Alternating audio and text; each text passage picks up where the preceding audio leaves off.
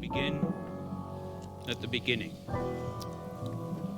It is spring, moonless night in the small town, starless and Bible black. The narrow streets, silent and hunched, winching and weasel woods limping invisibly down to the still black, slow black, crow black, swan bobbing pond. They cry the hen poo.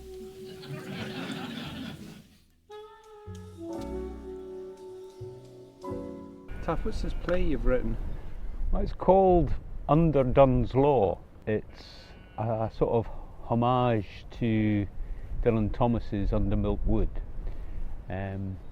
using the format and the ideas behind Under Milk Wood, which is a sort of gathering of the characters in a town. John, chief of the clans, keeps his eyes shut. Shut till he is ready to play the ultimate Lear. Stand on this hill.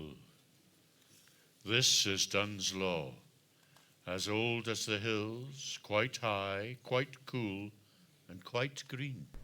What was the best bit about writing the play?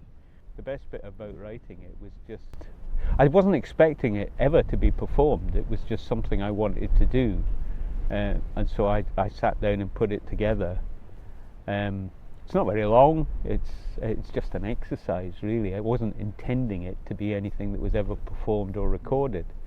But then I shared it with some folk who seemed to like it, which was A, surprise, and B, when they said put it on in Playfest, I thought, well, how am I going to do that? You know, I hadn't written it with the point of view of performing it or whatever, so I've had to sort of rethink things. But what the best part was just doing it and doing something that was different for me, and it was fun.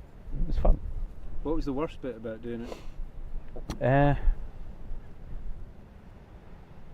The worst bit is actually trying to manage it in a way which wasn't going to upset people, either by, because what it is, it's a reflection on some of the characters in and around Duns, and Duns is stuffed full of characters, and so part of the concern was, am I going to miss people out? Am I going to talk about people in a way that they feel is either intrusive or abusive? So I've tried to manage that in a way where people will see it as funny rather than insightful. The Unreverend Ben Foreman, the lay preacher, welcomes the day. He opens the door and stands on the sill and looks out at the day across the Merse and up to the eternal hill. He remembers his own verses and tells them softly to the Winterfield Gardens that is rising and raising its blinds. Dear Scotia. And then there's various references in the play. It's called Under Dunn's Law because this is the law, but then there's references to the fact that in Duns, well, you only apply the rules that actually are useful. So part of the play is about under Dunn's Law we could do things differently. You know, we would build our own rules, and we do.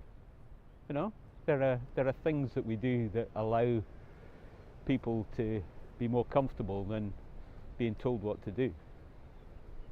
Writing this was about me rather than trying to work for other people, and so part of that process has been look at the things that you do or did that made you happy. And one of the characters in this is a lovely bloke who's now dead, but he was just an example of how life should be lived.